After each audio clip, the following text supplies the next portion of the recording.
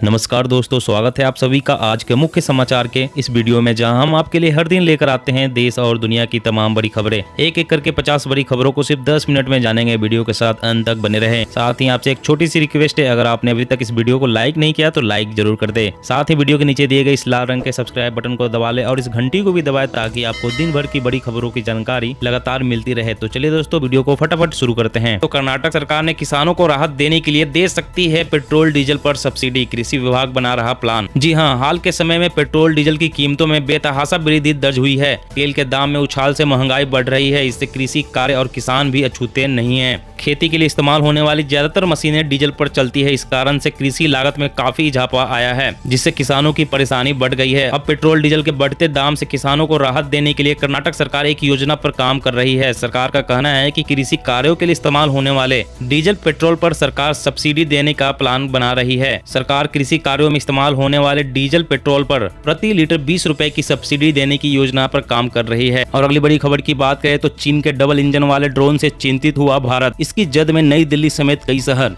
जी हां, चीन ने अपने इंटरनेशनल एयर शो के पहले दुनिया को अपने डबल इंजन वाले सैन्य ड्रोन की पहली झलक दिखाई है। चीन ने इस ड्रोन का नाम CH-6 रखा है। इसकी मारक क्षमता 4500 किलोमीटर बताई जा रही है।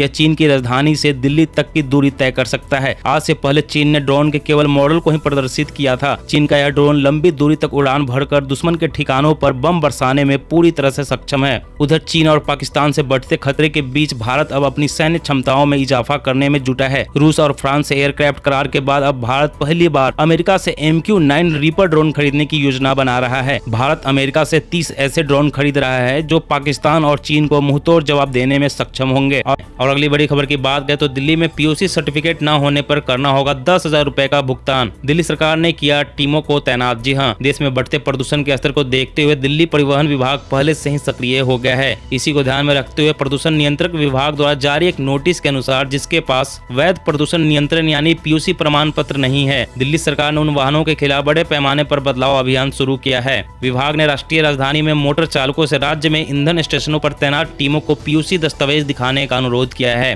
राष्ट्रीय राजधानी के विभिन्न ईंधन स्टेशनों पर लगभग 50 टीमों को तैनात कर दिया गया है। राष्ट्रीय राजधानी के विभिन्न स्टेशनों पर लगभग 50 टीमों को तैनात किया जाएगा। विभाग की टीमें अनिवार्य रूप से वाहनों के POC प्रमाण पत्रों की जाँच करेगी और यदि उनके पास सर्टिफिकेट नहीं है तो उन्हें POC प्रमाण पत्र प्राप्त करने के लिए प्रोत्साहित किया जाएगा। अगली बड़ी खबर की बात करें तो कोरोना के शुरुआती लक्षण दिखते ही ए ओरल दवा करेगी इसका खात्मा। फार्मा कंपनी फाइजर कर रही है तैयार। जी हां, फार्मा कंपनी फाइजर कोविड-19 के संपर्क में आए हजारों वयस्कों के ऊपर कोरोना के नए ओरल दवा का टेस्ट कर रही है ताकि उनमें वायरस के लक्षण आने से रोका जा सके। फाइजर अपनी महामारी रिसर्च को बढ़ाने में जुटी हुई है। कंपनी ने ऐलान किया है कि एंटीवायरल ओरल दवा के मिड टू लेट ट्रायल की ओर बढ़ रही है। फाइजर ने बताया कि ट्रायल के पहले फेज में दवा सुरक्षा और बर्दाश्त करने लायक रही। कंपनी ने कहा कि इस दवा का इस्तेमाल संक्रमण के पहले लक्षण दिखने के दौरान किया जाएगा ताकि मरीज को अस्पताल में भर्ती न होना पड़े। बता दें, फाइजर की वैक्सीन पहले से ही बाजार में उपलब्ध है। उन्होंने कहा कि अगर यह दवा सफल होती है तो हमें लगता है कि यह वायरस को शुरुआत में ही रोक देगी। इस दवा से उन लोगों में कोरोना के लक्षणों को आने से रोका जा सकेगा जिनके संक्रमित होने और लक्षण दिखने का खतरा होता है।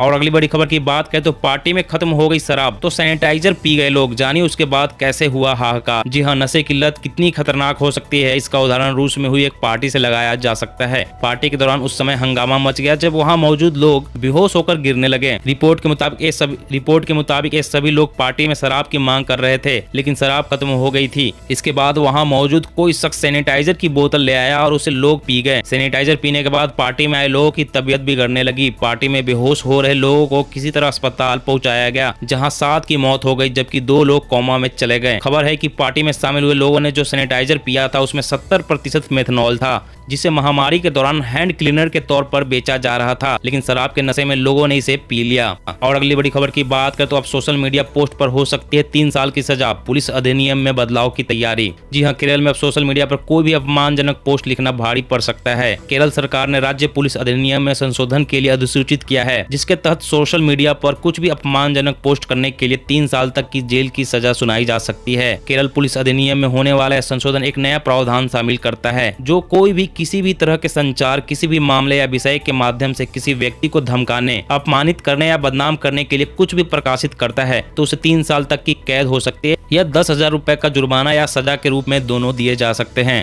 और अगली बड़ी खबर की बात करें तो 3 साल की सबसे बड़ी ऊंचाई पर पहुंचा कच्चा तेल। पेट्रोल डीजल के भाव भी लगा सकते हैं छलांग। जी हां, जो लोग पेट्रोल डीजल के दाम में गिरावट की उम्मीद लगाए बैठे हैं उनके लिए बुरी खबर है। जी हां, जो लोग पेट्रोल डीजल के दाम में गिरावट की उम्मीद लगाए बैठे हैं उनके लिए बुरी खबर है। वैश्विक बाजार में पिछले 5 दिन से जिस तेजी से कच्चे तेल की कीमतें चढ़ रही है उसे देखते हुए घरेलू बाजार में तेल के भाव गिरने की गुंजाइश कम है, क्योंकि कच्चे तेल की कीमतें साल 2018 के बाद अपने चरम पर रही। इसकी रफ्तार $80 प्रति बैरल दाम छूने की ओर अग्रसर है। कहा जा रहा है कोविड के लॉकडाउन और जगह जगह लगी पाबंदियां खत्म होने के बाद गाड़ियों सड़कों पर उतर चुकी है। लोग तेलों का खूब इस्तेमाल कर रहे हैं, लिहाजा मांग बढ़ी है, लेकिन तेल के कुएं उस हिसाब से कच्चा तेल नहीं उगल रहे हैं। इससे मांग और आपूर्ति के दरमियान एक बड़ा फर्क आया है, जिसने कीमतों में आग लगा दी है। जल्द ही पेट्रोल डीजल के दामों में भारी बढ़ोतरी देखने को मिलेगी।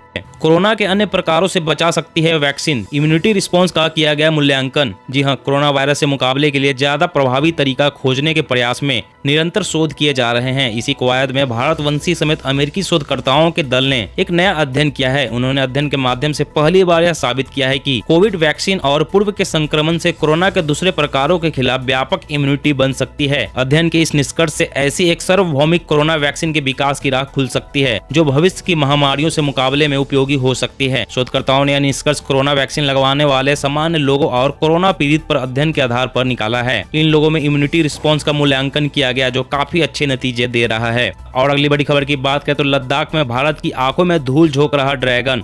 अक्साई चीन को अभेद्य किला बना रहा चीन। जी हां, चीन की सेना ने अपने कब्जे वाले अक्साई चीन इलाके में पिछले 30 दिनों में बड़े पैमाने पर सैनिकों को तैनात किया है और बहुत तेजी के साथ सड़कों का निर्माण कर रही है। यही नहीं, चीन ने पैंगोंग झील के फिगर 6 से फिगर 8 को जोड़ने वाली रोड को भी चौड़ा किया है, ताकि किसी युद्धक कार्रवाई की सूरत में बहुत तेजी से चीनी सैनिकों को भारतीय मोर्चे के पास तक पहुंचाया जा सके। एक रिपोर्ट के मुताबिक चीनी सेना की इस कार्रवाई से स्पष्ट संकेत मिलता है कि वह अक्साई चीन में लंबे समय तक डटे रहने की तैयारी कर रही है। भारत और चीन की सेना के बीच सैनिकों को पीछे हटाने और तनाव को घटाने के लिए बहुत जल्द ही बातचीत शुरू होने वाली है, लेकिन चीन जो हरकतें कर रहा है उसके बाद अगले दौर की बातचीत का भी कोई नतीजा नहीं निकलेगा। और अगली बड़ी खबर की बात करें तो खत्म होगा अलग अलग चार्जर का झंझट। हर स्मार्टफोन के लिए एक होगा चार्जर। अभी मार्केट में मौजूद है 6 तरह के चार्जर। जी हां, मौजूदा वक्त में smartphone, earbuds, tablet, gaming console समेत अलग अलग इलेक्ट्रॉनिक डिवाइस के लिए अलग अलग चार्जर मौजूद है, जिसकी वजह से इलेक्ट्रॉनिक डिवाइस की लागत बढ़ जाती है। साथ ही बड़े पैमाने पर इलेक्ट्रॉनिक कचरा पैदा होता है। यूरोपीय यूनियन का मानना है कि अगर यूनिवर्सल चार्जर का नियम लागू होता है तो सालाना 11,000 टन पैदा होने वाले इलेक्ट्रॉनिक्स कचरे को रोका जा सकेगा। ऐसे में यूरोपियन यूनियन की तरफ से एक प्रस्ताव पारित करते हुए सभी इलेक्ट्रॉनिक डिवाइस के लिए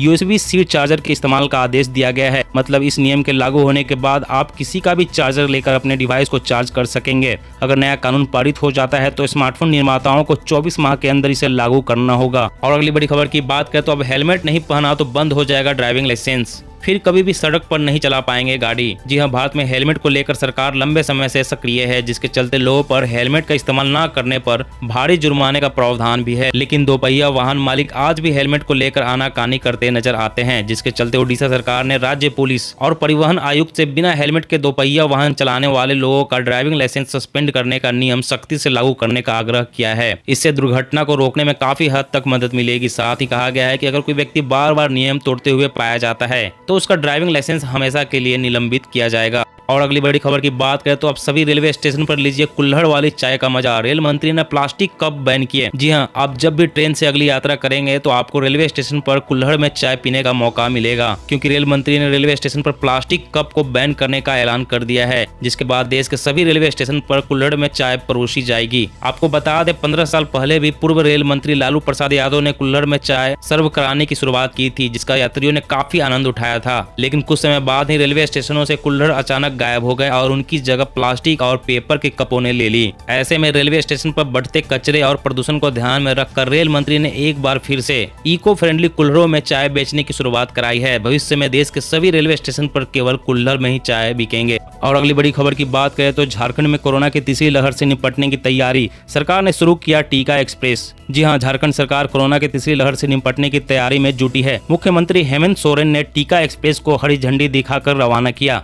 इस अवसर पर मुख्यमंत्री हेमंत सोरेन ने कहा कि राज्य में कोविड-19 टीकाकरण अभियान में तेजी लाने के उद्देश्य से आज 60 मोबाइल वैक्सीनेशन वैन को राज्य के विभिन्न जिलों में रवाना किया जा रहा है।